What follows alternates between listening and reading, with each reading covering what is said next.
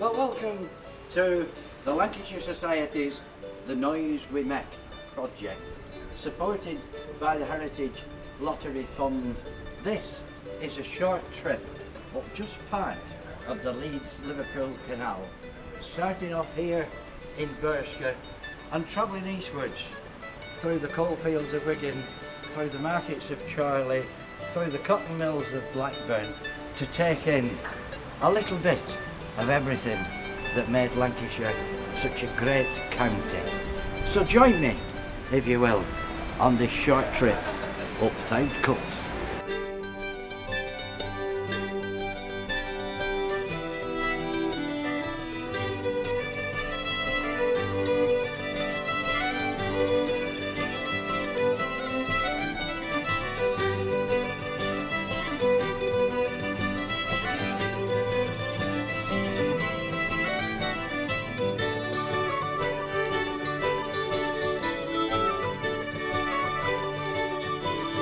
Well, here we are, Bursker Wharf, halfway between Wigan and Liverpool, on the Leeds and Liverpool Canal, and I'm joined today by historian Jack Smith. Good morning again, Sid. Good morning, Jack.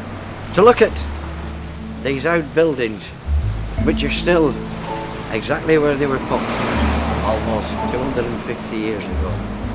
Jack, Bursker Wharf, it's obviously a very major stopping off point for the old canal boats.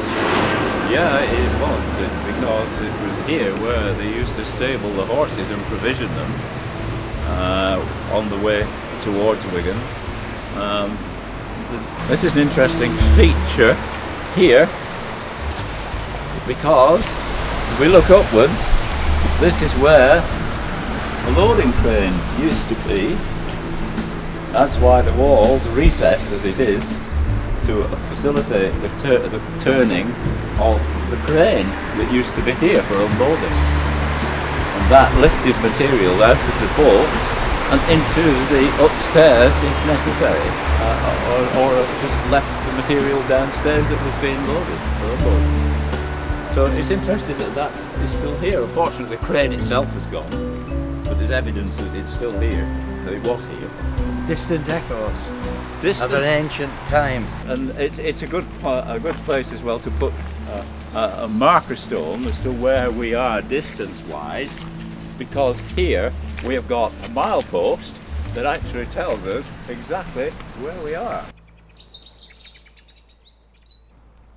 So here we are, no more than half a mile away from where we left you at Bursker Wharf, at the top lock, the junction of the Rufford branch and the main Leeds-Liverpool Canal, and another remarkably well preserved little canal community. It certainly is, Sid, yeah. And of course we've got the milepost, which is telling us that we're 102 miles to Leeds and 24 to Liverpool, so we know exactly where we are. Looking in the distance, we've got the two locks immediately north of us, and in the far distance we can see the distant horizon. We're looking towards Preston and the River Ribble. So this branch that we're looking at now extends all the way up to the River Douglas and then consequently into the River Ribble, and boats that could then go out to sea. So the Leeds-Liverpool Company were quite canny really in sort of looking to the future. They were. So let's move on a bit farther up canal and see where all this coal came from. Very good. In the Okay, great yeah, town of Wigan. We'll go to Wigan.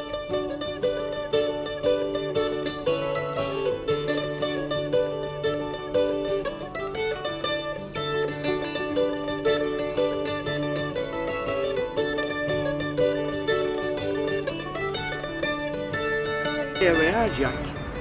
We've arrived at Wigan Pier, the centre of the coal loading business round here and the subject of 1,000 music hall jokes. Is this really it? Is this the pier? Well, yeah, it's the only one surviving, but there were several of these in this area here, because all this used to be coal yards, and this used to be full of railway wagons with little turntables, and the wagons were turned so that they could run out here and be tipped on these tipplers, and there used to be several sets of them along here, and of course this is the only one left. And the reason it's called Wigan Pier is because it projects over the water. As you say, it's been the source of music hall jokes for many, many years, and songs, and the famous George Formby, of course. And of course nowadays, the reason that this has been preserved is because of its fame in music hall days. But what Wigan Council did, they turned the whole joke around and it became a tourist attraction.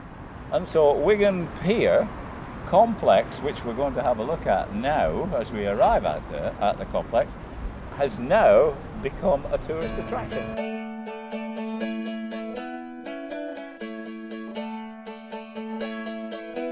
And here we are, just a little bit further on from Wigan Pier, and another important canal junction. Yeah. We've got a warehouse, another warehouse behind us, which was similar to the one we just saw a couple of minutes ago. It's got the two lifting towers, and it used to have a canopy the full length of the warehouse, like the one we've just seen, but now that's been removed when it was changed and modified to become the tourist centre and the pub called the Orwell. And of course everybody knows the Orwell. It was called the Orwell, and the author George Orwell, who wrote The Road to Wigan Pier, which I suppose most people know about, and if they don't, they do now. But that's why it's called the Orwell. It was a conventional warehouse used for unloading goods from the boats under a canopy. And further back to the right, there are stone buildings there. There is a stone building there, and that building was the original terminal offices of the Leeds Liverpool Company before it went all the way through, before Wigan locks were built. So from Liverpool to Wigan, those buildings in the far distance, the stone buildings with the two arches where the canal boats went underneath, that was the terminal building. Until 1816, when the locks were completed, and then they could go from Liverpool all the way through to Leeds. Well, let's carry on then, up the new coast. We'll have a look to Wigan Locks.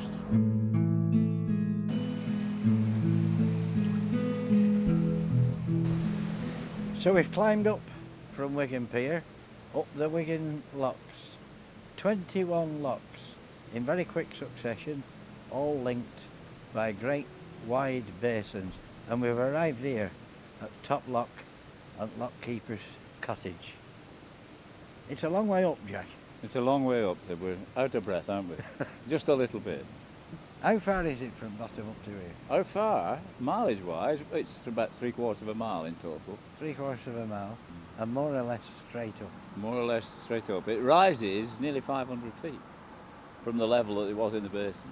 It's nearly 500 foot of a rise. There's actually 23 locks, but there's 23 joined together. There's two separate, and then a bit of a canal length, and then you rise another 21. And they're joined together with these great big basins? Yeah. The reason for basins being so wide is because traffic was moving up and down, remember.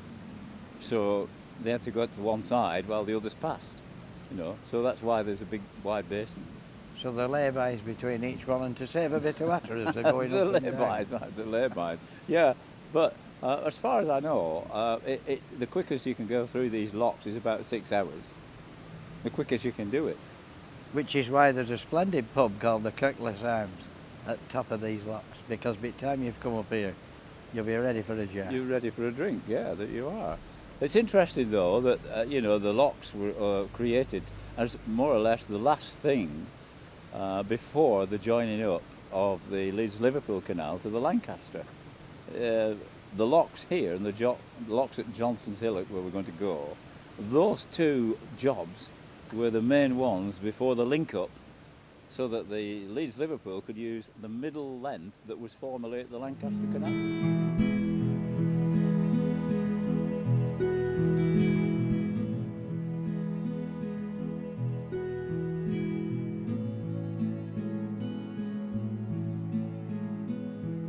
And now we've arrived at North End of Chorley, with the roar of the modern day equivalent at Canal behind us from the M61 motorway. And we're here at what used to be the old Chorley Town Wharf of Botany Bay. Why is it called Botany Bay, Jack? Oh, there's several stories about that, Sid. The most popular one, of course, is because it's drawing parallels to the work that was done in the Australian penal colony at Botany Bay. And they worked so hard there that they sort of said, oh, well, they work as hard here at Botany Bay, here in Chorley, as they do in that Australian prison. So they nicknamed it Botany Bay. It was a community around here in its own right. But a lot of this wharf, as we can see now, has been lost, apart from ruins of an old cottage over there. Is that any significance? Yeah, that was part of, it was the Lengthman's cottage and also the wharf keeper's cottage. There was 2 cottages there at one time, and it was all to do with the guy who looked after the warehouse that was quite close by. But the basin here was always busy with boats until the 1950s. And Botany Bay has been well known throughout the length and breadth of the country as Chorley's port, of course. So Jack, Chorley, lots of cotton mills, a few coal mines, Chorley's famous flat iron market. Would this wharf have had big warehouses like the ones that we saw back in Wigan? No, not as big. It had a small one, but nothing like the ones at Wigan. But they'd have been here? There was a warehouse here. It was a stone-built one. It was built about 1800. It was built by the Lancaster Canal Company because remember, this is the Lancaster Canal stretch that we're on now. So it was the Lancaster Canal Company who built it first. And that would have been here at Botany Bay? Well, yeah, the wharf across the other side there was used for boats mooring, and just behind us where the pillars are for the new motorway bridge, that was where the warehouse was. And when the motorway came in 1969, they demolished the warehouse and they put the pillars and the foundations of where it was. Of course, the old bridge is still there behind, so Botany now has got 2 Botany Bay bridges, one crossing the M61 and canal and the other just crossing the canal.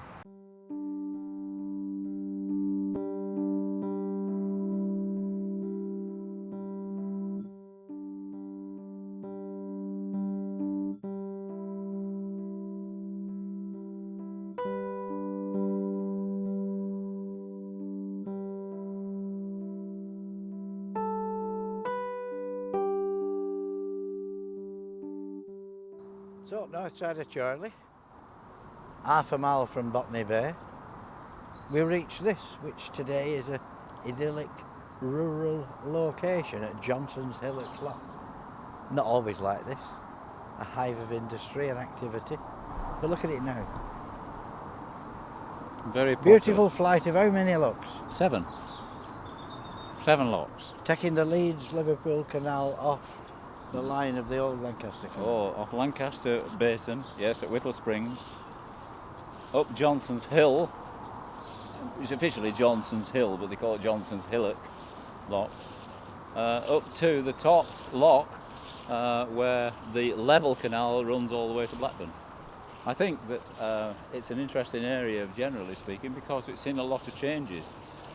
The large basin down where the Lancaster came in, where the Leeds-Liverpool locks eventually came in 1816 to complete the whole 127 miles, is interesting because it had a brewery close by, and the warehouse for the brewery was adjacent to the canal. So barrels of beer went out and empty barrels came back, and they do say that 1 or 2 barrels went missing on the way. Hardly surprising, really, you know. But Whittle Springs was always famous for it. And the locks themselves and the area around the locks has had prizes from various civic societies and country societies for maintaining this area around and alongside the locks for many years. It's a very pleasant area. I must congratulate you, it's a lovely area now, and we've passed a lot of people walking and cycling and just enjoying the fact that these egg canals are still here, and now we can use them for leisure rather than work. That's right, Sid, and we can enjoy just walking along them like we're enjoying it today, and hope future generations will benefit as well.